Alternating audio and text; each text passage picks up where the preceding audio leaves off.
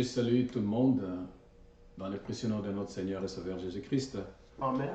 Et je salue aussi nos bien-aimés qui sont en ligne. Que Dieu les bénisse richement. Nous sommes des cœurs, nous sommes ensemble avec vous.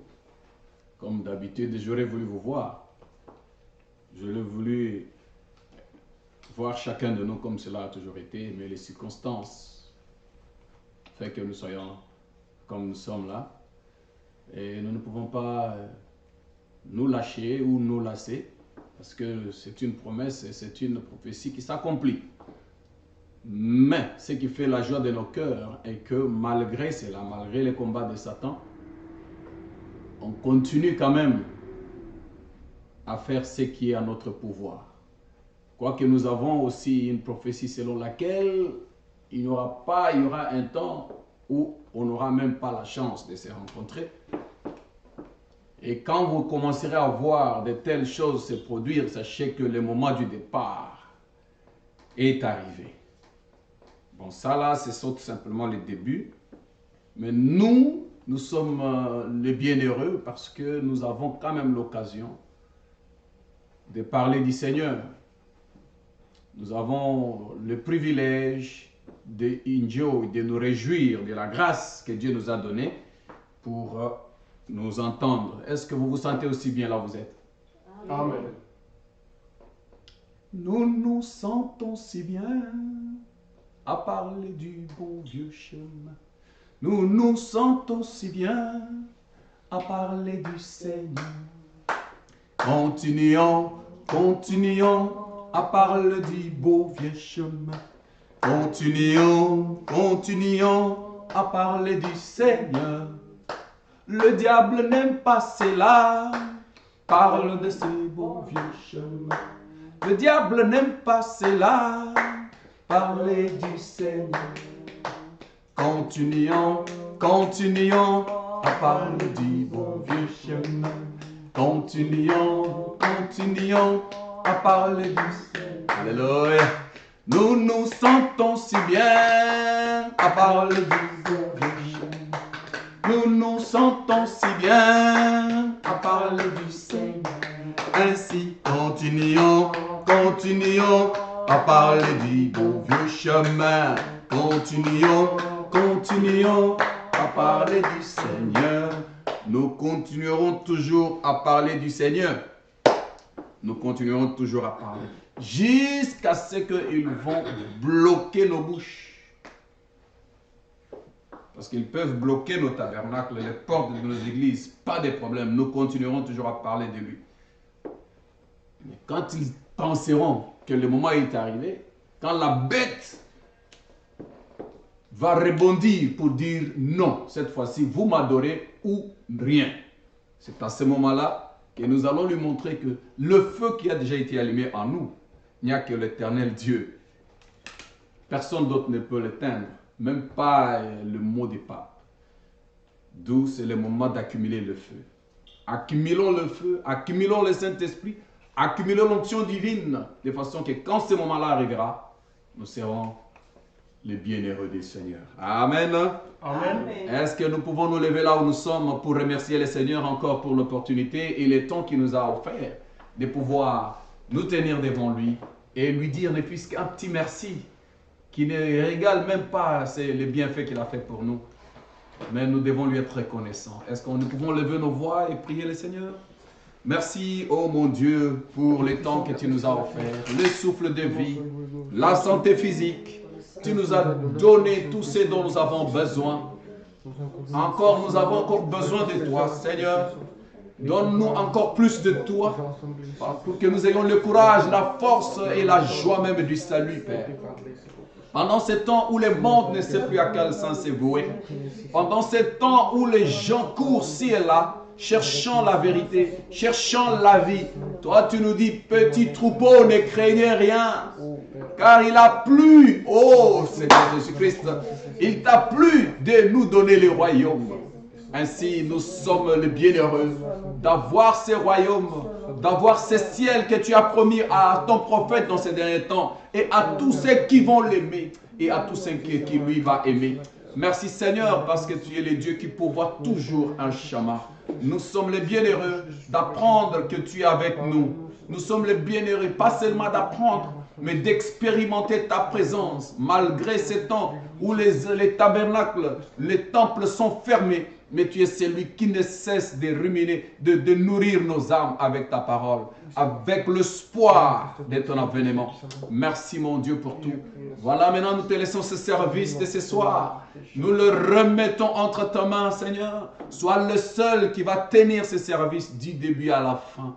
Et nous disons non à Satan. Nous disons non à toute incursion, à toutes sortes d'esprits méchants qui tenteraient de venir chambarder ou embrouiller la situation ce soir. Au nom du Seigneur Jésus-Christ, nous chassons tout esprit de distraction et autre esprit de sommeil et tout esprit qui ne cadre pas avec toi. Qu'ils aillent plus loin, Seigneur, mais que tu descendes au milieu de nous, que tu fasses le service ce soir l'objet de ton adoration, que nous puissions t'adorer réellement, Seigneur Jésus-Christ. Descends au milieu de nous, que tu sois l'objet d'adoration au milieu de nous. Je sais que le Dieu, tu dois être dans ton église maintenant. Or, l'église, ce sont ton peuple. Tu dois être dans chaque individu. Nous t'appelons maintenant, Seigneur, descends et glorifie-toi toi-même. Merci pour ce temps. Nous te sommes infiniment reconnaissants pour ta bonté. Maintenant, commence avec nous et termine avec nous, mon Dieu, parce que nous avons réellement besoin de toi. Et ceci, c'est pour la gloire de ton nom.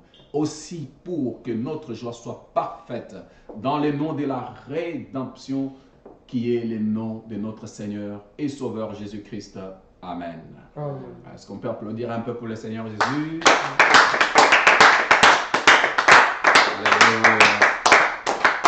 Il est Dieu vivant. Je me sens vraiment heureux ce matin, ce soir plutôt, de parler encore du Seigneur. Je me sens vraiment en forme de parler de lui. Parce que je ne trouve pas quoi d'autre je peux faire sans parler de lui. Et la Bible nous dit, est-ce que quelqu'un est-il heureux? Qu'il loue le Seigneur. Amen. Amen. Quelqu'un est-il malade? Qu'il voie les anciens et qu'on lui impose les mains et qu'il soit guéri. Voilà. C'est pourquoi, comme je suis heureux, je vous demanderai de m'accompagner partout où vous êtes, dans vos maisons. Chantez avec moi, frappez les mains, chantez avec moi, partagez ma joie. Et que le Seigneur, que l'Esprit qui est ici, soit aussi dans nos maisons respectives. Et que ce même Esprit puisse bénir chacun de nous, selon la disponibilité de nos cœurs. Selon aussi la disposition que vous lui accordez ce soir. Amen. Amen. Bientôt dans la douceur, nous nous rencontrerons sur cette rive.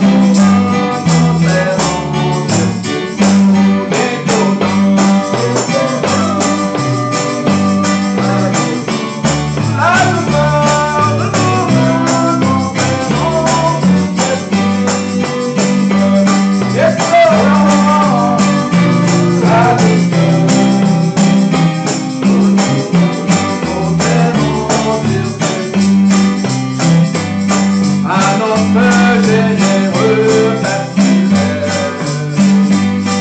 nous offrirons hommage et louange pour la glorification de son amour et le bienfait constant dans nos jours.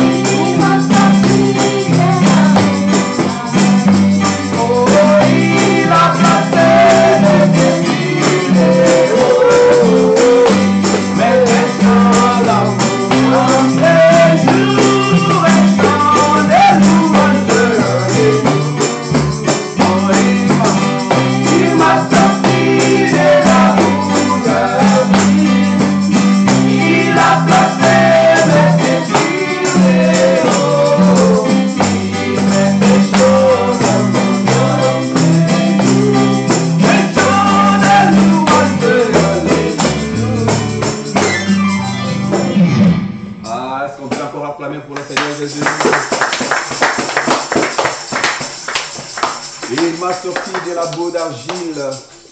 Il a placé mes pieds sur le roc. Et le roc, c'est la révélation. La révélation de qui est le Seigneur Jésus-Christ. Alors, connaître qui est Jésus-Christ dans ton temps, voilà la révélation qui sauve. Parce qu'on ne peut pas croire quelque chose qu'on ne connaît pas. Donc, croyez la chose que vous connaissez, et dans cette chose-là, vous aurez la vie éternelle. Voilà pourquoi nous disons, voilà pourquoi la Bible nous dit que mon peuple, s'il meurt, c'est faute de connaissance. Voilà pourquoi la Bible aussi nous dit qu'un peuple sans la révélation, c'est comme un peuple, un véhicule sans frein. Donc vous allez vous conduire comme ça, ne sachant pas où vous allez. Mais la révélation, c'est la lampe, c'est la vision d'une église. Amen. Amen. Merci Seigneur, nous t'avons loué, nous avons élevé ton nom. Descends maintenant, Père, parce que nous voulons ouvrir les livres. Avant d'ouvrir les livres pour les lire, nous te demandons, toi, nous cherchons d'abord l'approbation de l'auteur de la Bible. Descends maintenant alors que nous voulons ouvrir les livres. Nous sommes indignes, nos mains sont sales pour ouvrir ces livres et en parler. Mais toi, dont les mains étaient propres, toi qui as été trouvé digne de prendre le livre et de l'ouvrir et d'en rompre le sceau, que tu descendes maintenant, Père, et que tu prennes ces livres, que tu l'ouvres aussi pour nous. Nous ne pouvons pas le prendre seul et en manger, mais toi seul donne-le nous, comme tu avais dit à Jean. Prends les livres et mange-la. Ainsi, Seigneur, laisse-nous manger ces livres ce soir. Viens nous les donner. Nous sommes disposés à les manger. Accorde ta présence maintenant. Accorde ton assistance du début à la fin. Dans les glorieux noms de Jésus, nous t'avons demandé. Amen. Amen. Nous pouvons encore lire pendant que vous êtes encore debout. Et j'espère que vous êtes debout. Je parle avec les yeux spirituels. Si vous étiez déjà assis, bon, tandis qu'on vient, on peut toujours se retenir debout en guise de respect à la parole de Dieu. Nous allons tout droit dans notre livre, dans Daniel chapitre 9. Et cette fois-ci, nous allons lire le verset 24.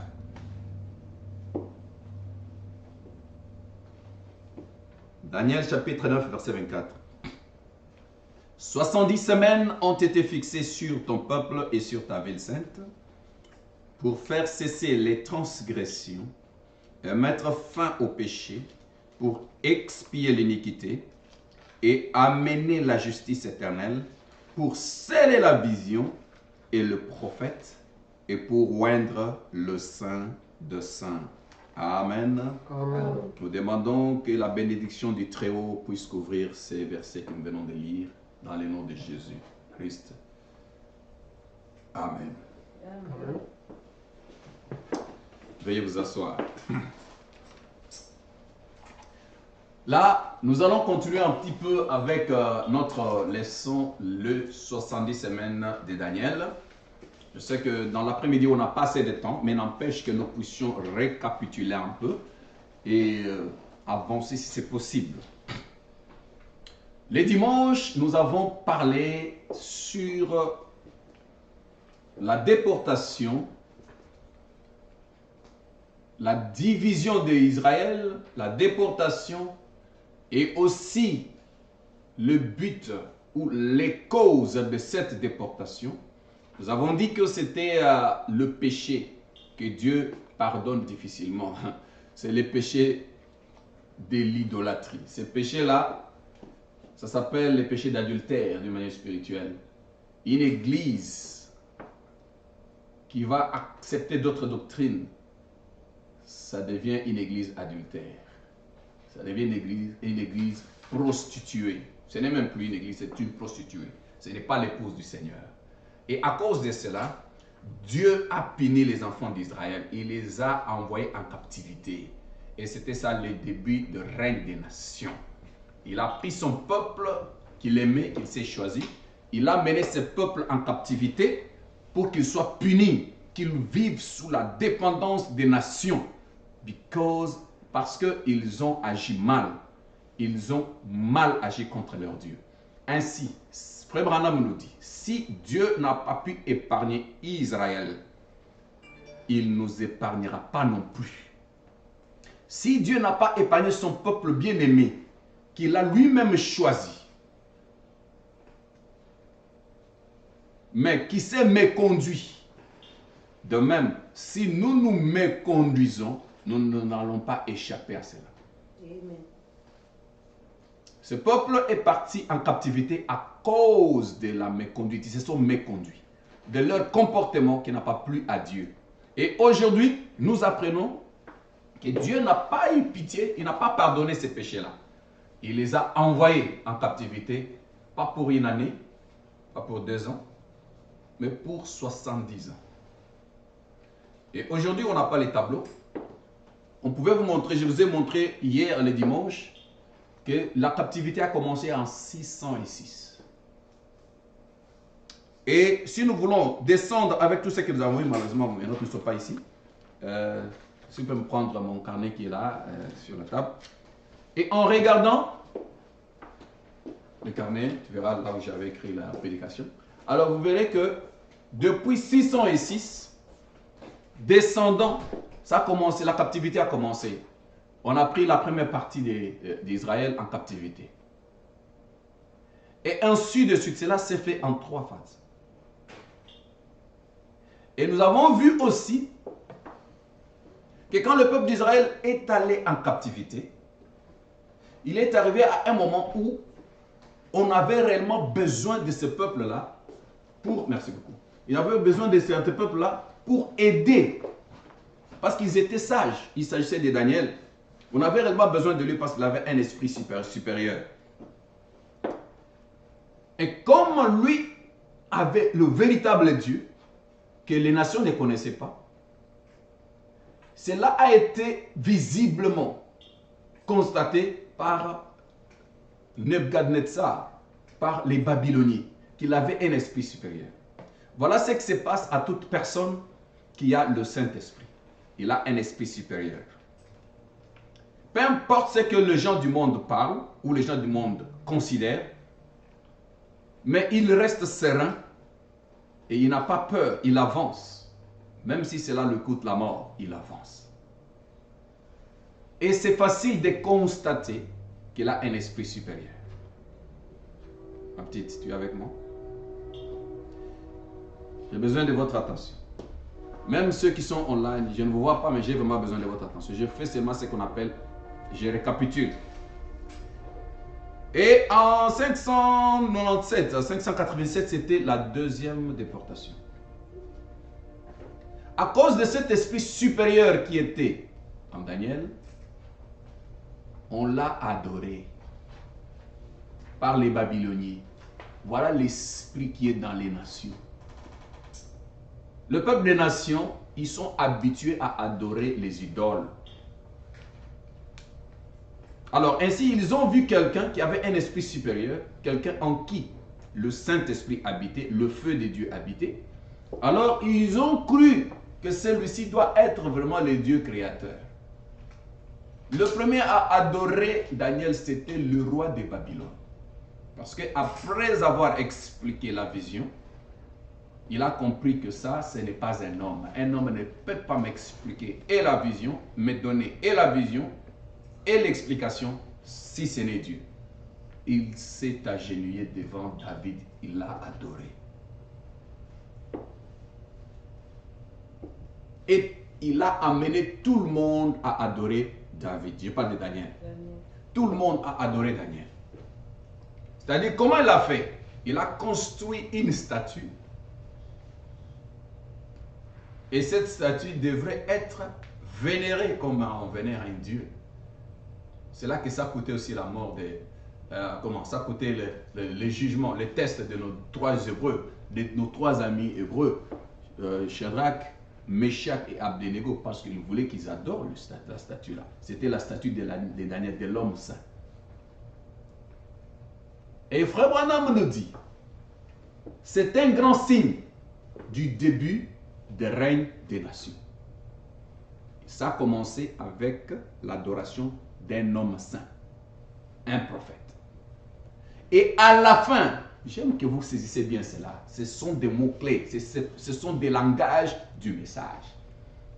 Un croyant du message doit avoir un langage du message, doit comprendre très bien. Et à la fin de la dispensation des gentils, ça sera marqué par l'adoration d'un homme saint. Amen. Amen. Comprenez très bien cela. Et si on n'a pas vu cela dans ce jour, alors restez calme. Mais si vous avez vu cela s'accomplir, c'est que la prophétie est réelle, c'est que William Branham me dit est vrai. Il a été adoré dès son vivant, alors qu'il était un homme comme vous et moi, marchant comme ça. Parce que pour le moment, William Branham, son corps est dans la tombe. Mais quand ce corps-là était vivant, les gens ont adoré ce corps. Il a regardé un bien-aimé frère qui avait un petit bout de papier dans sa main. Il regarde William Branham, il regarde les papiers. Il se réjouit, il dit Amen. Il regarde William Branham, il regarde les papiers, il dit Ah, merci Seigneur. Il regarde William Branham, il dit Merci, merci Seigneur. Frère Branham qui s'intéresse, qu'est-ce qu'il y a dans le cahier? Qu'est-ce qu'il y a là? Et quand il jette un coup d'œil, c'est écrit William Branham est mon Seigneur. Il était tellement fâché, tellement monté. Voilà la nature d'un homme qui craint Dieu. Si vous voyez un homme que Dieu utilise beaucoup, et cet homme-là commence à monter, à s'enorgueillir, sachez que sa fin, ça sera l'hécatombe. Pourquoi? Parce que la Bible nous dit, noir sur blanc, que l'orgueil précède la chute, et l'humilité précède la gloire. Et le frère Branham nous dit que Dieu est à la recherche d'un homme qu'il peut utiliser, et cette personne reste un homme. Parce qu'au fur et à mesure que Dieu utilise quelqu'un, et il se voit que tout ce qu'il dit, Dieu honore. Donc l'homme commence à monter d'échelon. Au lieu même d'attendre que Dieu lui dise, voilà, je te place le prophète des nations. Non, lui-même se place le prophète des nations. Pourquoi? Parce qu'il voit ce que Dieu fait avec lui. Mais laisse que les gens te définissent. Laisse que les gens t'identifient. Ce n'est pas toi. Tu t'es identifié, bien sûr, mais tu ne dois pas parler. Frère Branham n'a jamais dit, vous voyez moi ici, je suis le Malachie 4. Je suis l'ange de l'Apocalypse 10, 17. Je suis ceci. Il n'a jamais dit. Mais il l'a prouvé. Vous êtes avec moi? Sa vie a prouvé que c'était lui l'ange de l'Apocalypse 10. C'était lui, Malachie 4. Et il y a beaucoup plus d'endroits dans l'Apocalypse que Frère Branham, qui représente Frère Branham. À partir de sa vie, à partir de ce qu'il a fait, il a prouvé aux gens que c'était lui la 7e étoile entre les mains du Seigneur Jésus-Christ. Et que c'est lui l'Élie du temps de la fin. Il a prouvé, il ne l'a jamais dit. Alors faites attention avec nos bien-aimés frères qui, après avoir été utilisés par Dieu, ils se voient au-dessus des autres frères. Et commencent à dire, voilà, voilà ceci, voilà cela. Faites attention. Dieu n'est pas dans des choses comme ça. Dieu n'est pas dans des choses comme ça. J'admire bien la chanson de notre frère Lifoko qui disait, les vendeurs de lampes, si tu fais la publicité d'une lampe, tu risques de décevoir. Parce que tu ne connais pas comment cette lampe-là s'allume. Le vrai affaire, même la vraie chose à faire, est d'allumer les lampes tout simplement. Laissez les lampes allumées. Et quand le vendeur vient, l'acheteur viendra, il va checker, il va voir quelle est la lampe qui s'allume mieux. Et il pourra acheter. Laissez la lampe faire sa propre publicité. Quelqu'un veut acheter une ampoule. Toi, tu ne parles pas. Tu prends tout simplement, tu allumes. Voilà. Dès que tu allumes, il te dit, mais allume celui-là. Tu allumes l'autre, allume celui-là, tu allumes l'autre. Le vendeur va regarder, il va choisir lui-même. Voilà la lampe que je veux. Parce que cette lampe s'allume mieux que les autres. Amen. Amen. On ne peut pas faire la publicité de Jésus par la bouche.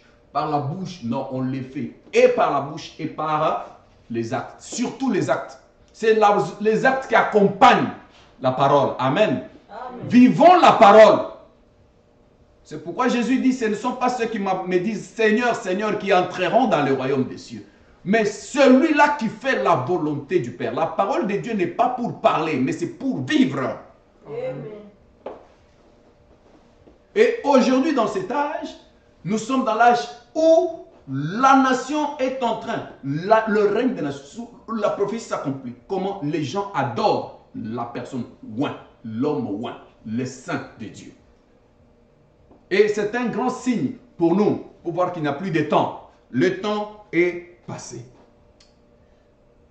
Et nous avons dit que de 606 à 597, c'était la deuxième déportation. Et la troisième déportation, c'était en 586. Et c'est dans cette déportation qu'on a détruit le temple. Quand j'ai dit, vous écrivez, j'espère que vous avez des bics et des crayons là où vous êtes.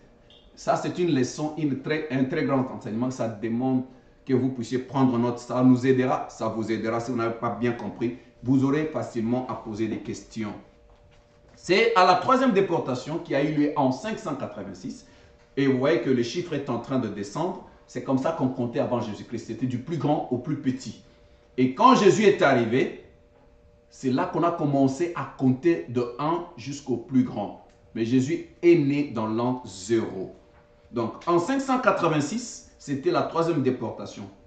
Et selon 2 Chroniques que nous avons lu avec vous, le 2 Chroniques 36, 17 jusqu'à 21, vous avez déjà écrit ça, et 2 Rois chapitre 25, là, nous voyons que Juda est amené en captivité. Et en amenant Juda en captivité, le temple est détruit.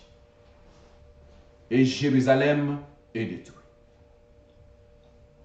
Et quelque part, la Bible nous dit, si tu ne pars pas en captivité, la vie qui reste ne va pas t'épargner. Tu seras toujours malheureux, tu vivras chez toi, mais sous la captivité de quelqu'un d'autre. Et regardez ceux qui étaient restés en Israël, ils ont souffert presque toute cette année, 70 ans. Et quand vous remarquez, nous verrons aussi que en 538, ici je n'ai pas les tableaux, mais si j'étais à l'église, là je pouvais peut-être écrire. En 538, de 606 et 538, c'est 68 ans. En 538, Daniel va à genoux parce qu'il s'est rendu compte que le temps est arrivé. Il va à genoux. Après avoir lu Jérémie, il a compris que dans 2 ans, tout est épuré. Alors, il a commencé à prier. C'était en 538. Et c'est dans la même année que l'ange Gabriel est venu le voir. Amen. Amen. Et l'ange Gabriel, nous avons dit que c'est un ange messager des Juifs. Cet ange-là ne vient pas dans une mission ordinaire. Il vient dans la mission spéciale. Nous avons parlé, quand cet ange s'est présenté, c'était chez Marie. Pourquoi? Pour annoncer la venue de Jésus-Christ. Or, Jésus-Christ, c'est pour sauver l'humanité. Cet ange-là était venu chez Zacharie. C'était pour annoncer la venue de Jean-Baptiste. Or, Jésus-Christ nous a dit de tous ceux qui sonnaient des femmes, il n'y a aucun qui est plus que Jean-Baptiste. Vous voyez ce que l'ange fait? Et cet ange a apparu un jour aussi. Il était apparu à Daniel dans sa première vision, qui est la vision du bélier, à une corde. C'était le même ange. Quand il vient, c'est pour parler de grandes choses. Et maintenant, le même ange est venu pour lui ouvrir l'intelligence, lui répondre à la prière qu'il a faite. Donc, cet ange, il s'appelle l'ange Gabriel. Aza ange Amasekite. Amen. Amen. Donc, quand il vient, c'est pour une dispensation naturelle. Et cet ange a visité Daniel vers l'an 538, avant Jésus-Christ. C'est la visitation de l'ange. Et arrivé, ça même un petit enfant peut répondre. Quand l'ange vient à 538, donc la fin des captivités va intervenir quand? En 500, parce qu'on a juste seulement 2 ans. Parce que c'est 70 ans, n'est-ce pas? 538 plus 2 ans, ça va faire 536. Parce que nous allons de haut en bas. Nous allons de haut en bas. Donc, plus 2 ans, ça donne moins. J'espère que vous comprenez. On comptait de grand au plus petit. Donc, c'est en 536 la fin de la captivité. Nous pouvons entrer en profondeur, mais pour voir cela. Alors, si vous faites le total, c'est 70 ans de captivité. Amen. Amen.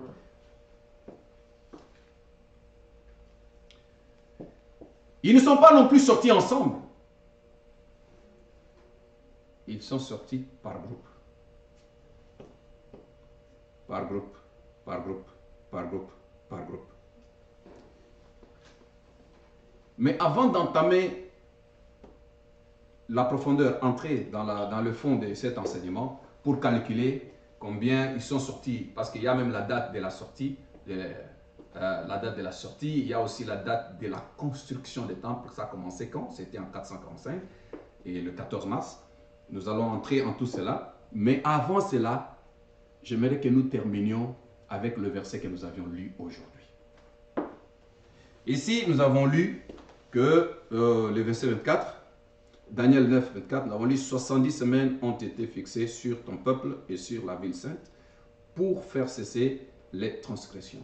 Je crois avoir écrit tout ça au tableau et j'ai continué à expliquer petit à petit. Je suis sûr que ceux qui m'ont suivi attentivement, ils ont compris les 3 premiers points de la visitation, le but de la visitation de Daniel. Parce qu'il y en a combien, pour ceux qui ont compris, il y en a combien? 6. Les 6 buts de la visitation des anges. Nous avions écrit que le premier c'était pour faire cesser les transgressions. 1. Mettre fin au péché. C'était 2. Et le troisième c'était pour expier l'iniquité. 4e, amener la justice éternelle. 5e, sceller la vision et le prophète. 6e, c'était pour oindre le Saint de Saints. Et nous avons dit, faire cesser la transgression, mettre fin au péché, expier l'iniquité, tout cela, ça avait trait au péché. Et c'était quel péché? C'est le péché d'avoir rejeté Jésus-Christ. Je vous avais parlé, j'avais parlé, mais je n'avais pas lu William Branham. Or, tout ce que je vous dis, je dois supporter ça avec le message de William Branham. Voilà pourquoi ce soir, j'avais préféré tout simplement vous lire, pour que cela pénètre, vous lire William Branham, qu'est-ce qu'il dit par rapport à tout ce que nous avons parlé les dimanches passés. Parce que souvent, comprenez que nous commençons par la lecture de la Bible, et après, nous allons demander, il faut aider cet enfant-là de passer par derrière, et puis aller de l'autre côté. Et nous allons voir comment est-ce que Dieu peut aider, qu'est-ce que Dieu dit dans son propre langage sur ce que nous avons parlé le samedi, les dimanches. Est-ce que vous êtes prêts? Vous êtes distraits? Allons-y. Mollo, sur ce que Frère Branham parle. Je suis dans le 6 buts de la visite de Gabriel à Daniel.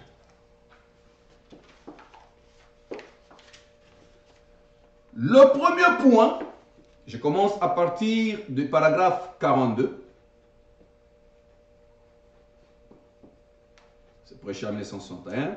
Nous lisons ceci. Maintenant, au paragraphe 42.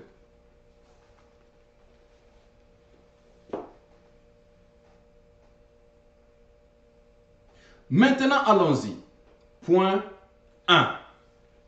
Point 1, c'est pour faire cesser les transgressions.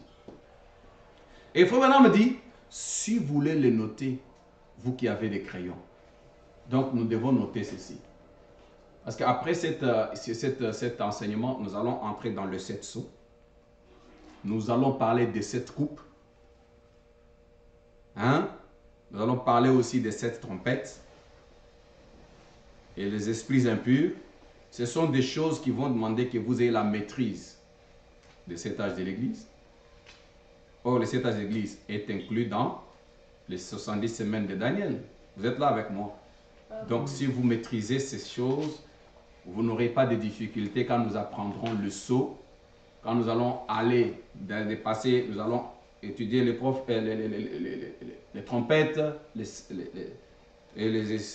coupes, les 7 coupes. Écoutez le langage de William Branham. Hier, j'avais beaucoup parlé dimanche, maintenant c'est lui qui va parler aujourd'hui. Vous allez souffrir, il parle, et dès qu'il termine, nous terminons le service. Amen. Nous sommes à l'écoute des bandes. Maintenant, allons-y. Point 1. Si vous voulez les noter, vous qui avez vos crayons, point 1, pour faire cesser la transgression. C'est la première chose. Donc, faire cesser les transgressions d'Israël. Qui a commis la transgression contre Dieu? Ce sera de détourner, ce sera de détourner de Jacob les impiétés. C'est qu'il va maintenant prendre le péché de Daniel, de Jacob et le mettre ailleurs. Or, pour voir ça, nous avons lu avec vous Romains chapitre 11. Romains chapitre 11. Et commençons à partir du verset 21. Romains 11, chapitre verset 21. Faire cesser la transgression. Je crois que nous avons lu avec vous les dimanches. On peut lire, mais aujourd'hui c'est William Branham qui va parler. Romains chapitre 11, verset 21. Il dit quoi? Car si Dieu n'a pas épargné la branche naturelle, ne t'épargnera pas non plus. Bon, quand vous rentrerez chez vous, Frère Branham me dit, j'aimerais que vous lisiez le chapitre 11 en entier. Moi, je lis seulement ceci pour noter le chapitre 11 en entier. Vous voyez, lisez, chaque fois que nous lisons, allez-y à la maison et lisez aussi tous les chapitres. Ça va nous aider. Lisons, continuons avec la lecture. Considérez donc la bonté, la sévérité des dieux envers ceux qui sont tombés et bonté des dieux envers toi si tu demeures ferme dans la bonté. Autrement, tu seras, retranché, sera aussi retranché. Donc, tu seras retranché. Nous avons parlé de ça. Eux, de même, s'ils ne persistent pas dans l'incrédulité, ils seront hantés, car Dieu est puissant pour les hanter de nouveau. Vous voyez?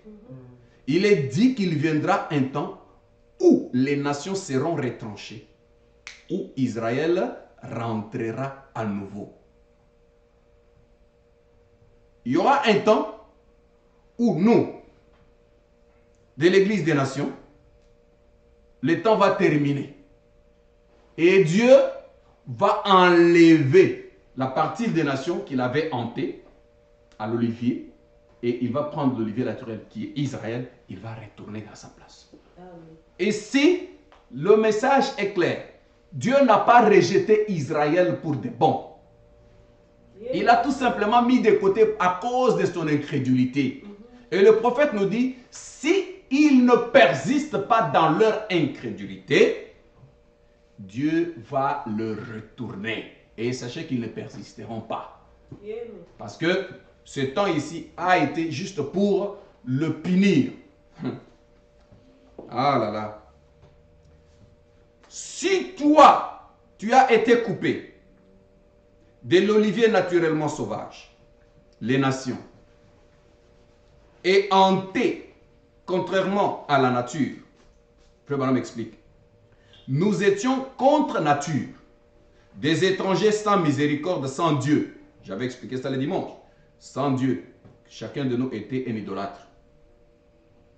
Il ne connaissait pas Dieu. Sans aucune espérance, Dieu, dans sa miséricorde, pour nous donner une chance, à cause de la transgression, il a retranché Israël qui était juste et il les a mis de côté. L'olivier cultivé et il a fait entrer un olivier sauvage, contrairement à sa nature. Amen. Amen. Ça, c'est ce qui s'était passé. Nous avons pris la place. Mais pourquoi Dieu avait fait ça? Pourquoi Dieu avait fait ça? C'est à cause de leur transgression. Mais c'est quelle transgression? Frère Branham dit nous. Jusqu'à ce que, à la fin des Romains 11, il dit, car je ne veux pas, frère, que vous ignorez ce mystère, afin que vous ne vous gardiez point comme sages. C'est qu'une partie, vous vous regardiez peu comme sages. C'est qu'une partie d'Israël est tombée dans l'endurcissement jusqu'à ce que la totalité des païens soit entrée. Or, la totalité des païens, c'est la brèche qui a été ouverte dans la 70e semaine de Daniel. La totalité des païens, c'est le 7 âge de l'Église. La totalité des nations, c'est ça, la totalité des païens. Amen. C'est aussi la plénitude des nations. C'est aussi les périodes, les différentes périodes que Dieu utilise, que Dieu traverse, que fait traverser son Église. Alors, au paragraphe 43. Jusqu'à ce que Dieu ait fini de traiter avec ceux des nations, Israël a été aveuglé. S'ils ont sombré dans le péché et la transgression contre Dieu, c'est parce que Dieu a aveuglé leurs yeux pour que nous puissions être greffés. Amen. Vous saisissez? Amen. L'Assemblée dit Amen. Que le Seigneur vous bénisse. Donc, vous voyez que là, ils ont été aveuglés. Mais quel est le péché? Ceux qui étaient attentifs le dimanche, ils savent que le péché, c'est quand ils ont amené Jésus chez Ponce Pilate. Et là, Pilate s'est lavé les mains. Il leur a demandé, de qui voulez-vous que je vous relâche? Et ces gens-là diront, relâchez Barabbas. Et les Romains qui demandent, mais quel mal celui-ci a-t-il fait? Écoutez la réponse. Qu'il soit crucifié. Ah! Que voulez-vous que je fasse de lui? Qu'il soit crucifié. Quel mal a-t-il fait? Que son sang retombe sur nous et sur les enfants. Vous voyez un peu des réponses bizarres. Quand Satan veut t'envoûter, tu es vraiment envoûté. Attention avec ça. Attention avec l'envoûtement de Satan. Si vous voyez en train d'agir, de répondre aux questions, te pose une question comme ça, si tu vois un frère, tu lui poses une question sur une citation, il commence à appeler, à prendre d'autres points qui ne sont pas là. Faites attention. Il a un exemple dans la Bible, c'est le peuple juif quand ils ont abandonné Jésus-Christ. Moi, je te pose une question sur ça. Qu'est-ce que veut dire cette citation? Toi, vraiment, tu es un petit, hein? Comment tu peux me poser une question comme ça? Comment toi, vraiment, moi, je ne pensais pas que tu pouvais être comme... Quand tu vois quelqu'un, il fuit la chose. Il va de l'autre côté. Attention. Attention avec ça. Que voulez-vous que je fasse de Jésus-Christ qui soit crucifié? Quel mal a-t-il fait? Que son sang retombe sur nous et sur les... Est-ce que vous voyez un peu la chose? Donc, quelqu'un qui répond autre chose à la place de autre chose. Si vous posez votre question à votre pasteur, voilà, il y a les problèmes comme ceci, et lui commence à s'attaquer à vous. Faites attention. Amen. Amen. C'est Satan qui aime toujours se disculper, fuir la chose. Mais la vérité, c'est Jésus-Christ. Amen. Jésus ne fuira jamais la vérité. Quand est-ce que ceci arrivera? C'était clair. On avait demandé à Michel par le prophète de Baal, quand est-ce que le Saint-Esprit a quitté chez moi pour entrer en toi? Il a même giflé le prophète de Dieu. Michel lui a dit, tu le sauras. Il a répondu à la question. Tu le sauras. Quand? Quand tu vas commencer à fuir de maison en maison, te cacher. C'est là que tu sauras que ce que je te dis est la vérité. C'était la réponse. Amen. Amen. Même si c'est un énigme, mais c'est la réponse qui va tout droit à la question.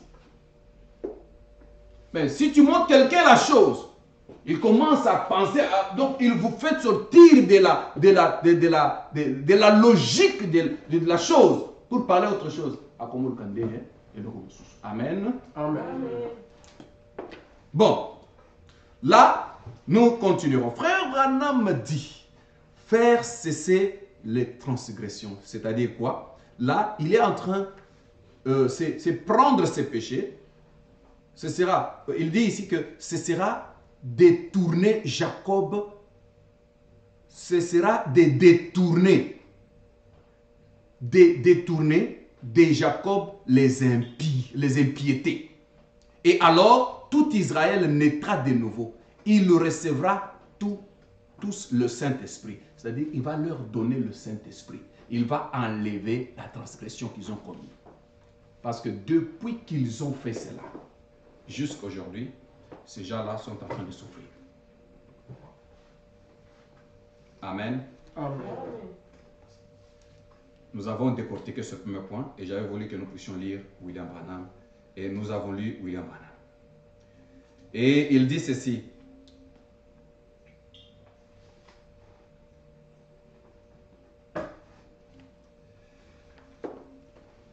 Le point 2. C'est quoi vous avez écrit?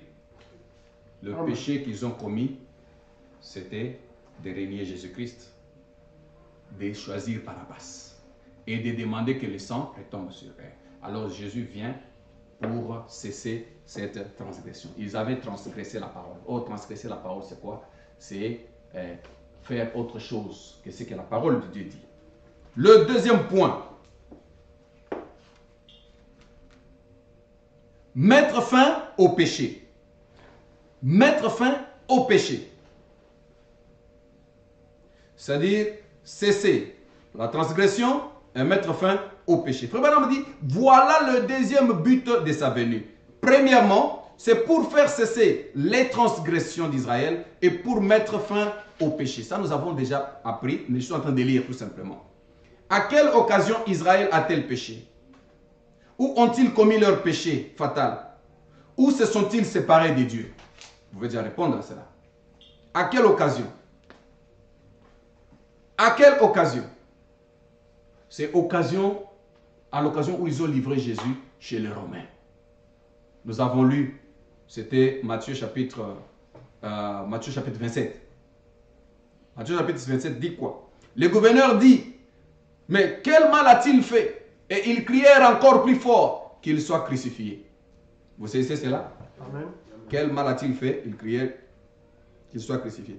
Pilate, voyant qu'il ne gagnait rien, mais que le tumulte augmentait, alors il prit de l'eau, se lava les mains en présence de la foule et dit, je suis innocent des sang de ces justes. Cela vous regarde. Écoutez, frère Branham a dit, voici leur erreur, voici leur péché. Et le peuple répondit, que son sang retombe sur nous et sur nos enfants. C'est là qu'ils l'ont commis. C'est là qu'ils ont commis. Ils mettaient fin, maintenant, ils mettaient fin au péché pour eux. Amen. Amen.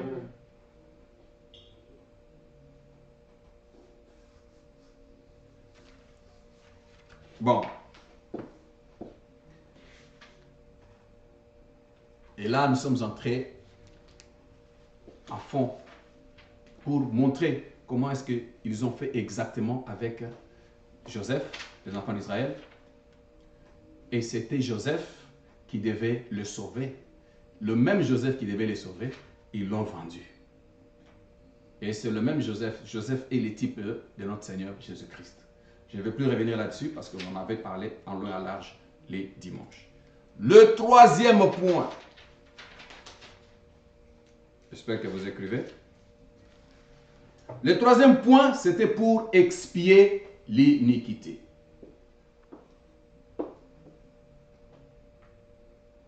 Là, c'est pour ceux d'entre nous qui prennent note. Pour expier l'iniquité. Qu'est dit frère Branham? Il dit, j'avais un peu près de 6 autres passages de l'écriture là-dessus. Mais je veux les sauter parce qu'il fait chaud. Ça, il faisait chaud, même ici aussi, il fait chaud. Nous ne voulons pas prendre trop de temps. Je veux en voir le plus possible, mais sans vous retenir trop longtemps. Pour expier l'iniquité. L'iniquité, c'est quoi? L'iniquité, c'est faire ce qui est mal.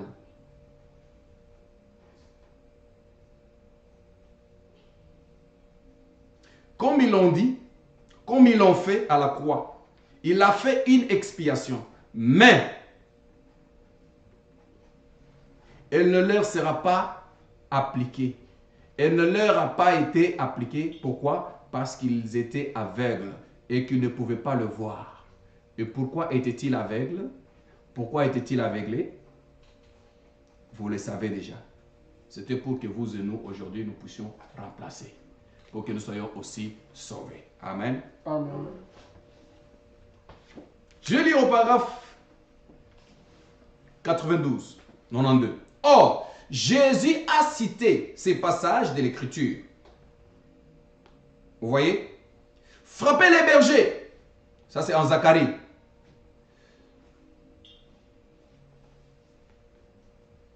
Frappez les bergers et que les brebis se dispersent. Mais remarquez, le paragraphe suivant, il avait seulement cité jusque-là. Mais remarquez ce qui est dit dans la phrase suivante, dans la partie suivante. J'aimerais que nous puissions lire d'abord Zacharie. Lisons Zacharie pour que vous compreniez bien, sinon vous n'allez pas bien comprendre. Je suis ici dans l'expiation du péché, dans l'expiation de l'iniquité. Zacharie,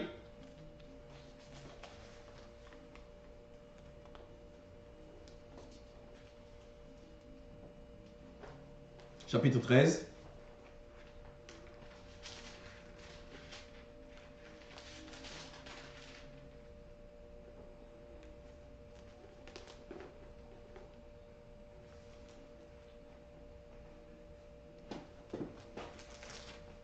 Chapitre 13. Ok.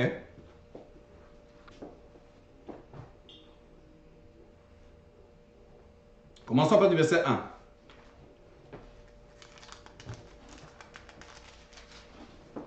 En ce jour-là, une source sera ouverte pour la maison de David et les habitants de Jérusalem, pour les péchés et pour impureté. En ce jour-là, dit l'Éternel, les armées, j'exterminerai du pays les noms des idoles, afin qu'on ne s'en souvienne plus. J'ôterai aussi du pays les prophètes et l'esprit d'impureté. Si quelqu'un prophétise encore, son père et sa mère qui l'ont engendré lui diront, tu ne vivras pas car tu dis des mensonges au nom de l'Éternel. Et son père et sa mère qui l'ont engendré les transperceront quand il prophétisera. En ce jour-là, les prophètes rougiront de leur vision quand ils prophétiseront et ils ne revêtiront plus un manteau de poils pour mentir. Chacun d'eux dira, je ne suis pas prophète, je suis laboureur, car on m'a acheté de ma jeunesse. Et si on lui demande d'où viennent ces blessures, écoutez, si on lui demande d'où viennent ces blessures que tu as aux mains, il répondra, c'est dans la maison de ceux qui m'aimaient que je les ai reçus. Il s'agit de qui ici? Il s'agit du Seigneur Jésus-Christ. À la maison de mes frères. Quand il viendra se présenter chez les Juifs, pour faire quoi? Pour expier l'iniquité. Vous êtes là? Donc c'est Jésus qui viendra expier l'iniquité. C'est ça que ça signifie ici. Il dit, épée, lève-toi sur mon pasteur et sur l'homme qui est mon compagnon, dit l'Éternel des armées. Frappe les pasteurs et que les brebis se dispersent. Et je retournerai ma main vers le faible.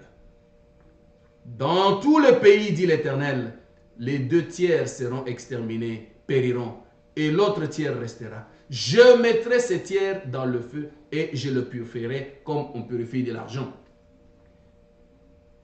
Je le prouverai comme on éprouve de l'or. Il invoquera mon nom et je l'exaucerai. Je dirai, c'est mon peuple. Maintenant, ce que Frère Branham veut nous rappeler ici, il nous appelle au verset 7. Verset 7, il est dit, frappe le pasteur et que les brebis se dispersent. Amen. Amen. Et il dit, et je tournerai ma main vers le faible.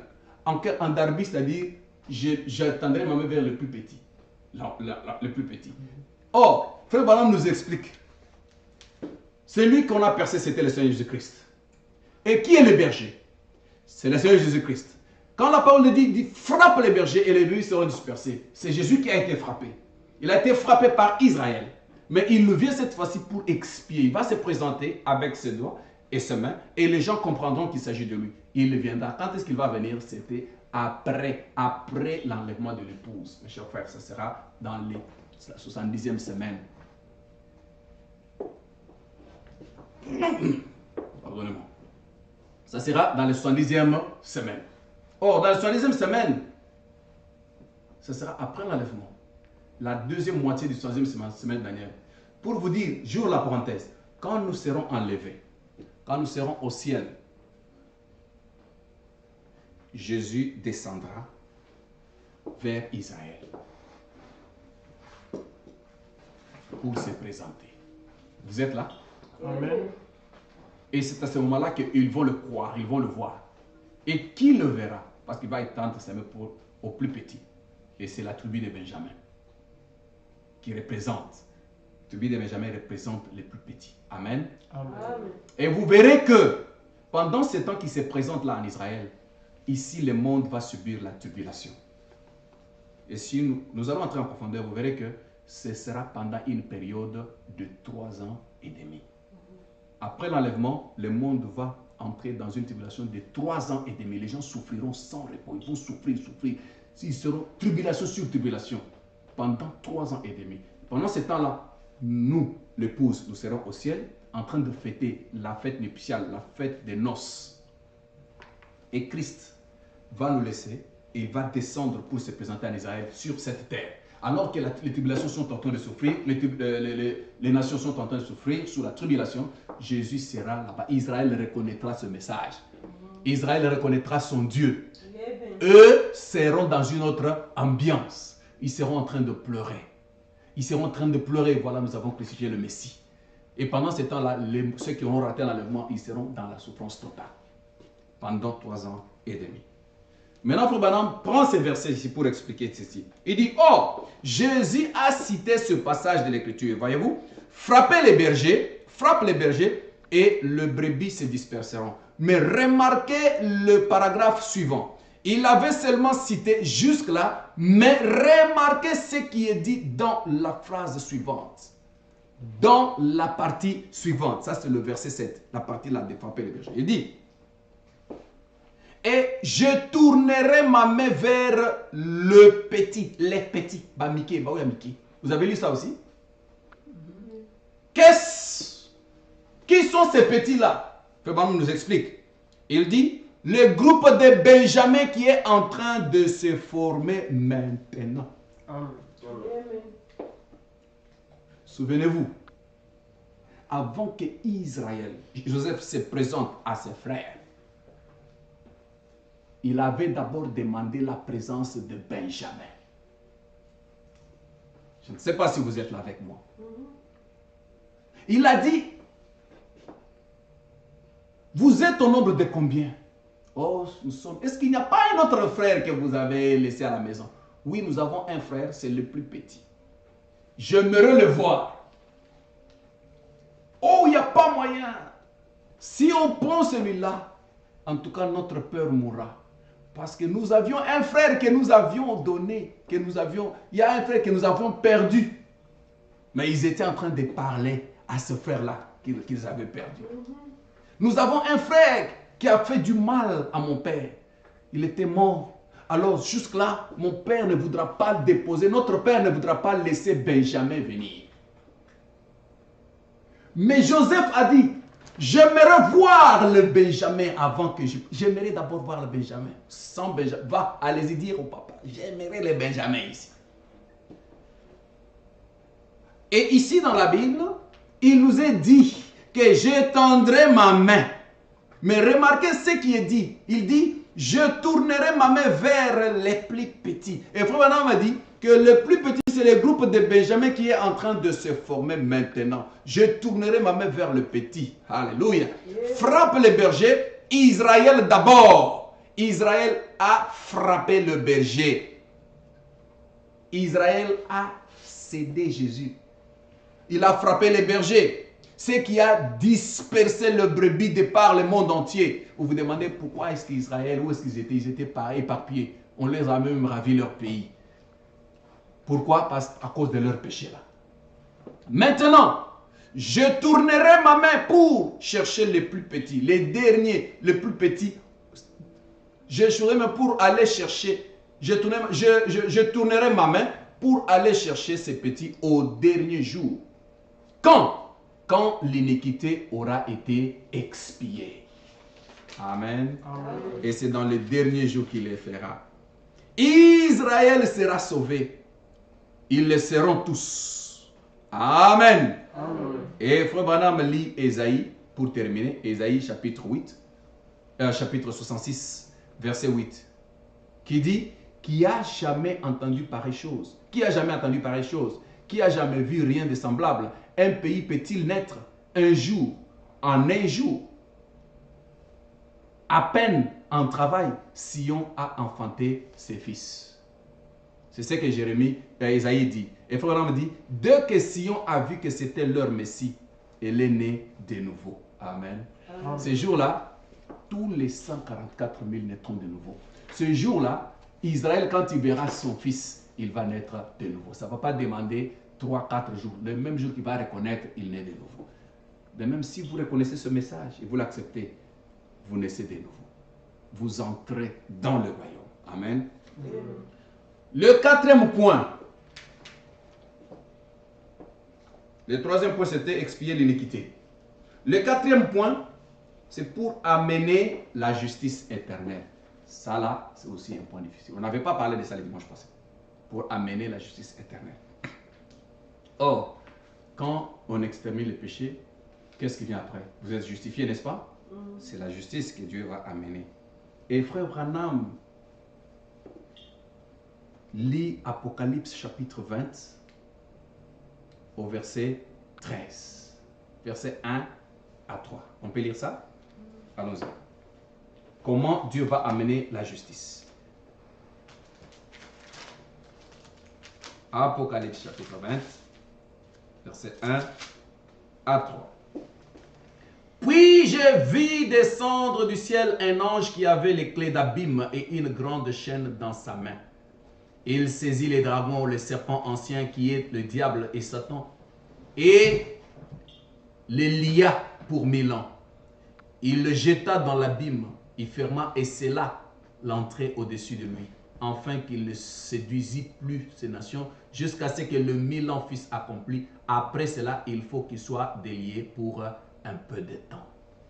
Ici, pour les lecteurs, ils comprennent déjà que c'est dans le millénium que Satan sera lié pendant 1000 ans. Donc Dieu va ramener la justice en millénium. Amen. Amen. Écoute ce que Frère Branham nous dit. Produire une éternité. Il dit quoi? Voilà. Amener, sur le paragraphe 99, amener la justice éternelle, Satan qui se retrouve dans l'abîme. Et quand il fait ça, qu'il scelle le diable qui a séduit les gens. C'est la justice qu'il amène. Et ça se fait quand? C'est après l'enlèvement dans le millénium. Maintenant, revenons dans Habakkuk au chapitre 2. Et là, nous allons voir pourquoi il a scellé le serpent ancien. Et dans quel but ça a été fait. Et ce qui arrive tout de suite après qu'il est scellé. J'aime ça, pas vous? L'Église dit Amen. Mais l'Assemblée semble être distraite. Maintenant là. Mais ici, quand je lis, vous ne... En fait, je me résigne de parler trop. Soyez avec moi, lisez avec moi. Ça nous amène à la connaissance de quelque chose. Habakkuk chapitre 2 verset 14. Lisons. Car la terre sera remplie de la connaissance et de la gloire de l'Éternel, comme le font la mer par les eaux profondes. 102. Amen. Bon. Et à ce moment-là, ce sera le millénium. C'est le temps du millénium. Le temps où la ville doit être construite. Point 4.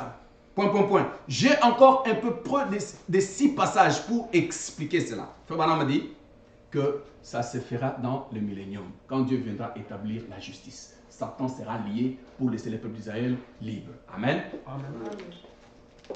Point 5.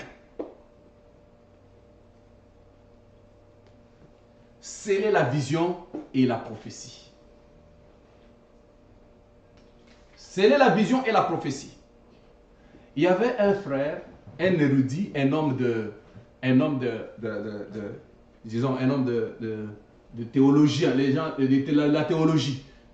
Il a bien étudié dans sa théologie et il disait que quand Daniel parle, quand Gabriel a dit à Daniel de sceller la vision, cela voulait dire que Daniel était la fin de toutes les visions.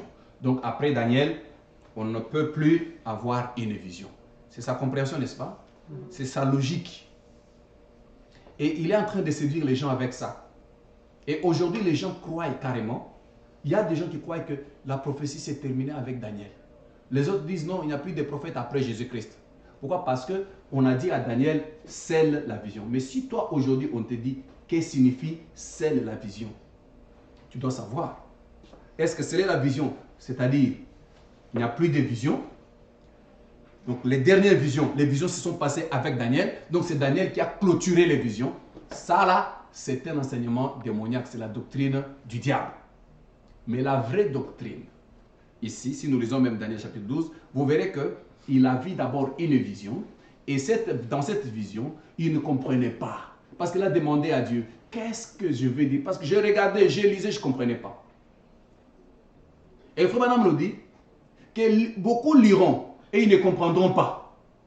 Pourquoi? Parce que ça doit être scellé. Mais scellé jusqu'au temps de la fin. Donc cela concernait ce temps où nous vivons. C'est dans ce temps que la vision devrait être ouverte. Voilà, sceller la vision. Sceller la vision, ce n'est pas que fini. Non more. Les visions, non, c'était sceller ce qu'il avait vu là jusqu'au dernier moment. Est-ce que nous sommes ensemble? Amen. Sceller la vision. L'ange est venu pour sceller la vision et la prophétie. Il va sceller cela. Jusqu'à quand? Non, c'est jusqu'à la fin des temps. Parce que cela devrait être ouvert à la fin des temps. Amen. Amen. Lisons dans l'Apocalypse 12. Lisons dans Daniel chapitre 12. C'était quoi? La vision qui devait être scellée. Amen. Amen. Allons-y.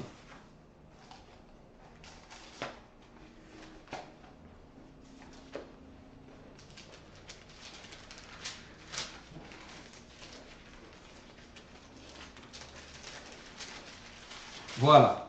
Quelle est la vision que Daniel a vue qu'il doit sceller? C'est pour nous montrer que cette vision ne lui concernait pas, mais ça nous concernait nous ici.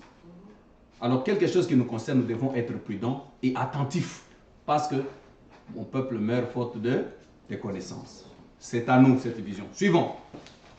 En ces temps-là, se lèvera Michael, le grand chef des défenseurs de l'enfant de ton peuple. Et ce sera une époque de détresse, telle qu'il n'y en a point eu de semblable depuis que les nations existent jusqu'à cette époque. En ces temps-là, ceux de ton peuple qui seront trouvés inscrits dans les livres seront sauvés. Ça nous concerne. Plusieurs de ceux qui dorment dans la poussière de la terre se réveilleront, les uns pour la vie éternelle et les autres pour l'opprobre, pour la honte éternelle. Ceux qui auront été intelligents brilleront comme la splendeur du ciel, et ceux qui auront enseigné la justice à la multitude brilleront comme les étoiles à toujours et à perpétuité. Je suis à son verset 4. Toi, Daniel, écoutez attentivement. Toi, Daniel, scelle ces choses et scelle les livres jusqu'au temps de la fin. Est-ce que vous voyez ça dans vos livres? Scelle ces choses jusqu'à quand? Jusqu'au temps de la fin. Plusieurs alors liront et la connaissance augmentera. Maintenant écoutez. Et moi Daniel, je regardais et voici deux autres hommes se tenaient debout, l'un en deçà du bord du fleuve et l'autre au-delà du bord du fleuve. Je parle maintenant de la vision qui doit être scellée. L'un d'eux dit à l'homme vêtu de lin qui se tenait au-dessus des eaux du fleuve: quand sera la fin de ce prodige?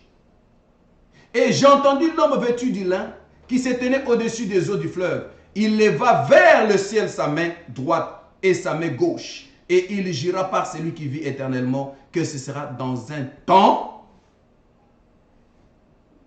des temps et la moitié des temps. Est-ce que tu as suivi ça?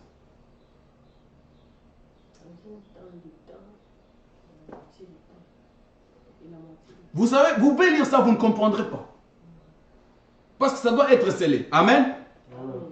L'ange lui dit, il jura par celui qui vit éternellement, que ça sera dans un temps, des temps et la moitié des temps, et que toutes ces choses finiront quand la force du peuple saint sera entièrement brisée. J'entendis, mais je ne compris pas. Et je dis, mon Seigneur, quelle sera l'issue de ces choses? Là, nous avons tous entendu. Est-ce que nous avons compris?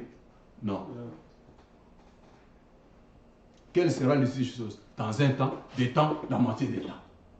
J'ai entendu, mais je ne compris pas. De même, quand tu lis aussi, là, tu vas entendre, mais tu ne comprendras pas qu'est-ce que ceci veut dire.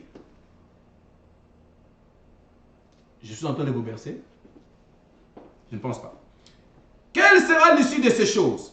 Il répondit, l'ange répondit, va Daniel, car ces paroles seront tenues secrètes et scellées jusqu'au temps de la fin. Amen. Est-ce que vous êtes là?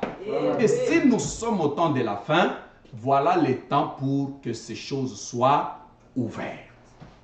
Plusieurs seront purifiés, blanchis et épurés. Les méchants feront le mal et aucun méchant ne comprendra. Mais ceux qui auront de l'intelligence comprendront. Nous avons quelqu'un qui a l'intelligence aujourd'hui. Et laisse-moi vous dire que c'est le prophète William Branham. Amen. C'est lui l'ange de l'Apocalypse 13. C'est ici l'intelligence, que celui qui a de la sagesse compte le nombre de la bête. Amen. Amen. Car son nombre c'est 666. Dis-moi, qui connaissait le nombre de la bête? Avant que William Branham puisse ouvrir l'intelligence des gens aujourd'hui. C'est l'accomplissement de la prophétie. Que celui qui est intelligent lise et comprenne et voit le nombre. Ce nombre-là, c'est 666.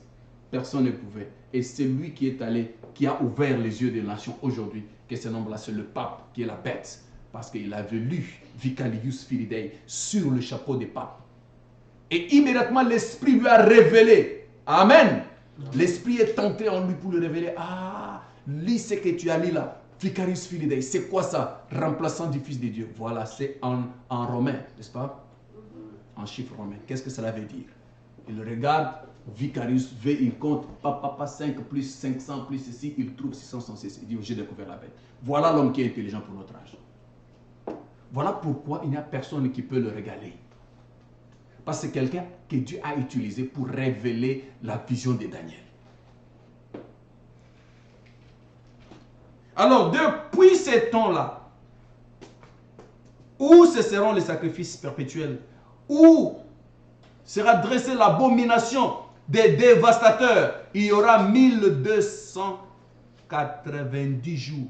Ce sont des calculs. Qui comprend? Personne.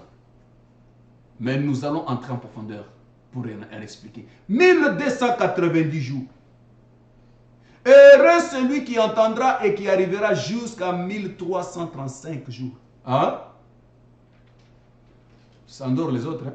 Les autres sont on ne comprend pas. C'est ça, non? Mais écoutez, ça doit être révélé maintenant. Et toi, marche vers la fin. Tu te reposeras et tu seras debout pour ton héritage à la fin du jour. Amen. Amen. Toi, Daniel, continue. Jusqu'à ce que tu vas mourir, tu vas dormir dans la tombe. Mais ces choses vont continuer et il y aura des gens qui vont comprendre ce que c'est. Voilà, c'est la vision. Nous sommes là. Amen. C'est la vision. Qu'est-ce? Le Branham dit Alléluia au paragraphe 107. Que mon éditoire le voit. Cette révélation de Jésus-Christ et sa puissance, la puissance de sa venue, du temps de la fin, elle a été scellée jusqu'à maintenant. C'est ça qu'il est venu faire. La révélation de Jésus-Christ. Laissez-moi vous dire ceci. depuis les conciles de Nicée, depuis que la parole a été engloutie, jusqu'au temps où des réformateurs, où ça a commencé à ressusciter, avec Wesley et avec Martin Luther, Wesley et les pentecôtistes, Jésus-Christ était considéré comme fils de Dieu. Aujourd'hui, vous entendez les pentecôtistes et les gens disent que Jésus-Christ est Dieu. Ils ont su ça comment? C'est un mystère. Et ce mystère a été donné à une seule personne dans cet âge. Et cette personne, c'est le prophète William Marion Branham. C'est lui qui a prêché le mystère de la divinité de notre Seigneur Jésus-Christ.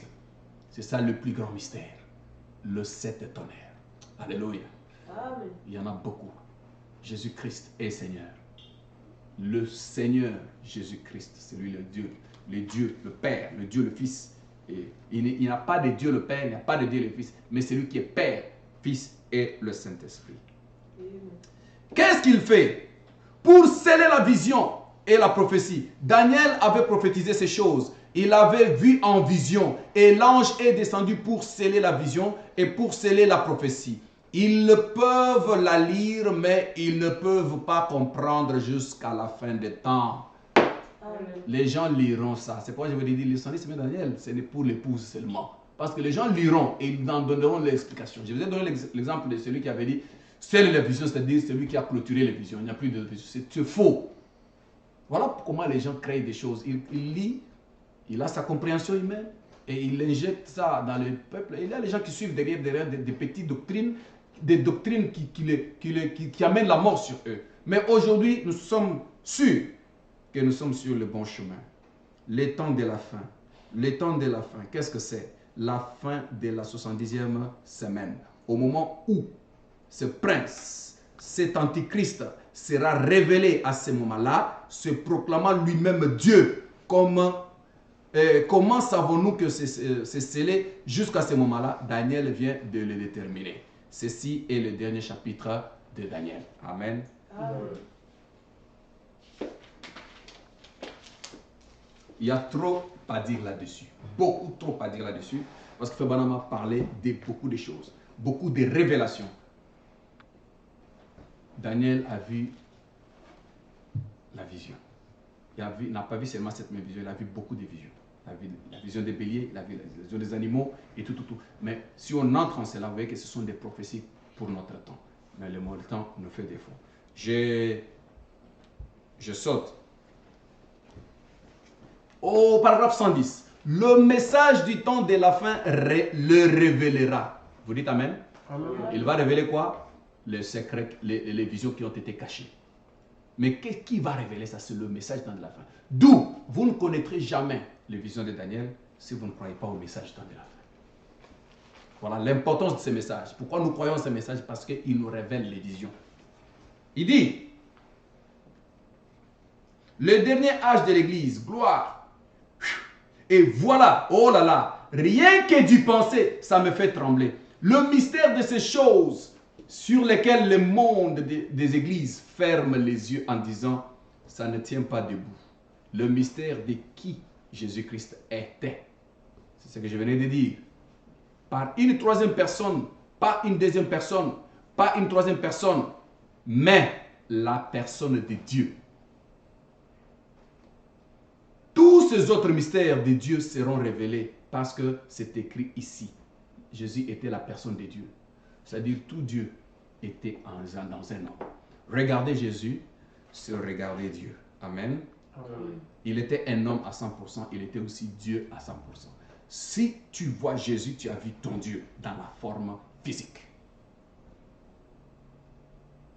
Souvenez-vous de la prédication que nous avons appris la fois passée avec le frère Rick. Si tu acceptes Dieu dans la forme qu'il vient à vous dans ton âge, voilà le salut. Amen. Or, il prend toujours la forme d'un homme. S'il manque la personne, il emprunte le corps. C'est ce qu'il a fait dans cet âge. Alors, croire cela, c'est croire en Dieu, Jésus-Christ dans la forme qu'il a pris dans ce dernier âge. Amen.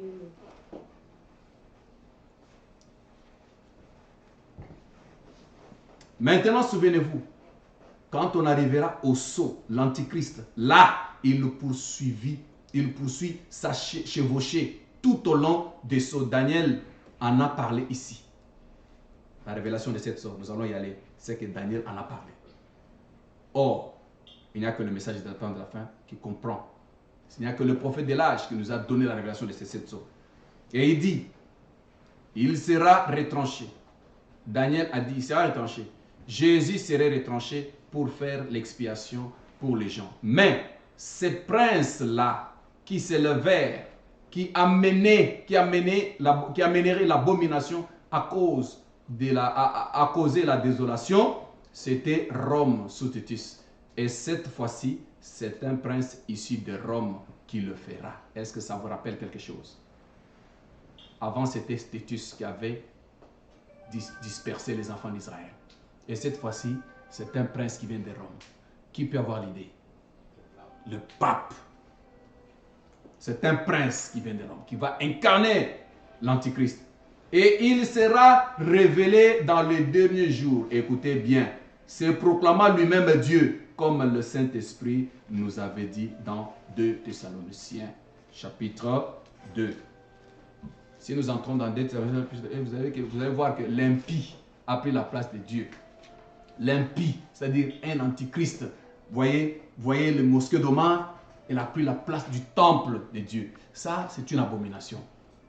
Mais, je crois, prochainement, nous allons lire cela. Avant de continuer, nous allons lire dans 2 Thessaloniciens chapitre 2. 2 Thessaloniciens chapitre 2 au verset 12. Bon, maintenant là, le numéro 6, c'est le dernier but. J'espère que vous retenez. Le numéro 6, le dernier but. Il s'agit de quoi? Oindre le Saint des Saints. Merci bien. Ça peut vous connaître là. Oindre le Saint des Saints, c'est ça le dernier terme. Et puis c'est un sujet très délicat. Je vous lirai ça prochainement, mais laissez-moi parler d'abord. Oindre le Saint des Saints, le prophète nous dit que ce n'est pas oindre Jésus-Christ. Parce que Jésus-Christ, hein, c'est le Saint. Il est le Saint des Saints, mais il est déjà oint. Amen. Amen. Parce que, merci, laisse-les partir. Parce que merci signifie oint de Dieu. Vous êtes là? Amen. Messie signifie oint de Dieu. Donc, oindre le Saint des Saints, ce n'est pas oindre le Seigneur Jésus-Christ. C'est ce que le frère Branham dit. Mais c'est oindre quoi? Lisons et nous allons se limiter là-bas. Oindre le Saint des Saints. Voilà les 6 raisons de sa vie. Maintenant, pour oindre le Saint des Saints, je suis au paragraphe 116. C'est ce que je veux dire maintenant. Va peut-être sembler... il dit que ce que je veux dire maintenant va peut-être sembler un peu étrange pendant un instant pour beaucoup d'entre vous qui êtes des enseignants. Mais bon, attendez un peu un instant là. Attendez un petit instant là, de voir à quoi on en arrive. Il s'agit ici d'oindre non pas un homme Jésus. Non pas un homme. Jésus est déjà oint. Pas vrai? Est-ce que c'est pas vrai? C'est vrai. Amen. Dans le livre des Actes, il est dit que Dieu a oint Jésus du Saint-Esprit et qu'il allait de lieu en lieu faisant du bien et guérissant les malades et ainsi de suite. Jésus est déjà oint. Il est le Messie et le Messie veut dire oint. Pas vrai? C'est vrai. Mais ici, au temps de la fin, il doit oindre le Saint des Saints. Ça vous interpelle? Et pour cela, le frère Branham est allé en Ézéchiel 43.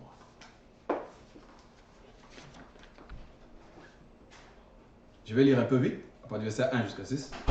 Il me conduisit à la porte qui était du côté de l'Orient, Et voici la gloire des dieux d'Israël s'avançait de l'Orient. La voix était pareille à la voix des grandes eaux, et la terre resplendissait de la gloire. De la gloire. Cette vision était semblable à celle que j'avais eue lorsque j'étais venu pour détruire la ville. Et cette vision était semblable à celle que j'avais eue près du fleuve de Kébar. Et je tombais sur ma face. La gloire de l'Éternel entra dans la maison par la porte qui était du côté de l'Orient. Alors l'Esprit m'enleva et me transporta dans les parvis intérieurs. Et voici la gloire de l'Éternel remplissait la maison. Amen. J'entendis quelqu'un me parler depuis la maison et un homme se tenait près de la maison. La gloire remplit quoi? Remplit la maison. Donc c'est la gloire de l'Éternel qui remplit le temple. Et Frère Branham est allé loin pour parler de la gloire du temple qui bâtissait Zorobabel. Et pour l'instant là, je pense que je vous ai montré l'essentiel. Je vous ai montré, j'ai parcouru en vitesse le 6 buts d'Israël. Et s'il nous faut entrer dans chaque point, c'est un enseignement. Chaque point, c'est un enseignement. Chaque point, c'est un enseignement. Et le 6e point ici, qui est le Saint des Saints, c'est aussi un enseignement. Le temple. C'est oindre le temple. Amen. Qui est le temple? Voilà encore. Donc,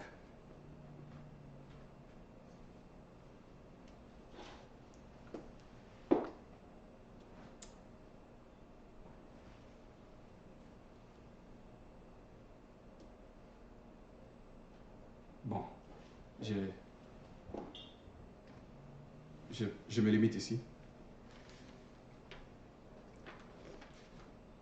Prochainement, nous allons commencer là.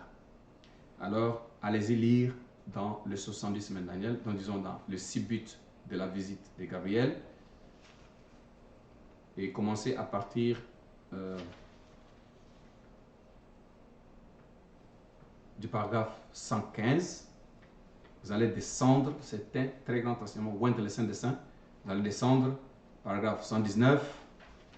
Et ce que je voulais vous lire maintenant là, c'était le paragraphe 124, 125, 126, 127. Allez-y lire ça. Et prochainement, nous allons commencer par là pour mettre ça au clair. Amen. Que Dieu vous bénisse pour aujourd'hui. Amen.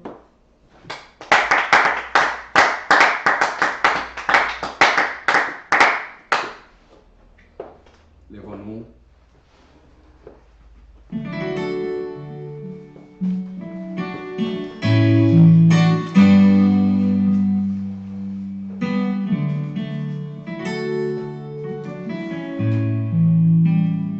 Ok. Que chacun de nous prie le Seigneur selon la parole qu'il a écoutée et qu'il remercie Dieu, qu'il donne à ce que le Saint-Esprit puisse vivifier la parole que nous avons écoutée.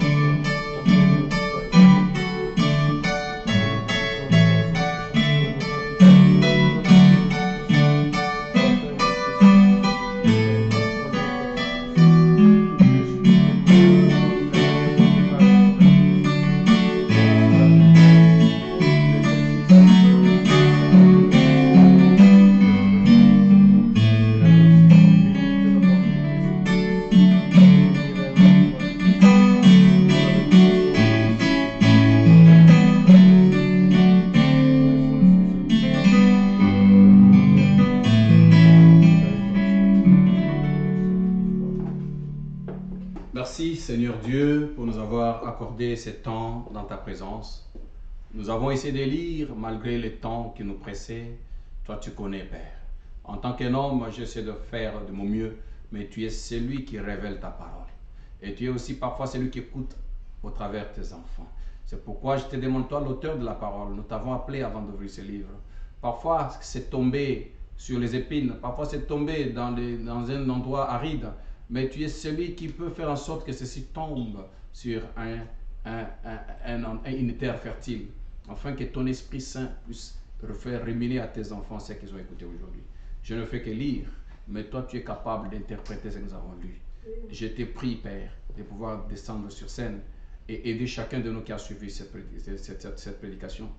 Là où il y a les difficultés d'entendre, là où il y a les difficultés de comprendre, Père, je te demande d'intervenir. Parce que la capacité d'écoute, ça vient de toi. Et la disponibilité du cœur, on peut te le donner, mais c'est toi qui feras que la chose puisse croître. Chacun de nous peut planter. Chacun de nous peut arroser. Mais quand tu as croître, il n'y a que toi seul qui peux le faire. Ainsi, fais croître cette parole que nous avons écoutée, que tous nous soyons d'un même esprit et que le résultat soit un pour chacun de nous. Bénis nos frères et sœurs qui nous ont suivis de partout, online. Bénis nos frères qui sont ici, Seigneur Dieu. Bénis aussi ta parole dans nos maisons. Laisse que nous puissions nous comporter de manière à t'attendre, comme si tu venais aujourd'hui ou demain. Donne-nous cette possibilité-là. Réveille-nous, Père, réveille notre esprit afin que nous soyons capables. Merci, Seigneur, pour ce que tu as fait pour nous aujourd'hui. Je laisse le reste de la journée entre tes mains, dans le nom de Jésus-Christ. Amen. Amen. Bon, je crois que nous avons terminé pour aujourd'hui. Ça a été un peu compliqué, surtout quand il s'agit de la lecture, je vois. Anyway, mais il est question que chacun de nous sache une chose. Nous sommes dans le temps où nous devons nous donner à la prière. N'abandonnez pas la vie de prière, mes chers frères et sœurs, n'abandonnez pas cette vie de prière. Priez sans cesse. La force se trouve dans la prière. Amen. Priez, priez. Nous sommes au temps où l'épouse doit être réveillée et prier. Ce temps ici, nous devons être plus en prière qu'en autre chose. Vous vous souvenez qu'il faut prier, stop ce que tu fais, prie. Tu te souviens que non, maintenant le moment est arrivé, je peux prier, arrête, prie. Fais cela. Soyez beaucoup plus dans la prière que dans autre chose, parce que votre vie en dépend. Que le Seigneur Dieu nous bénisse tous. Amen.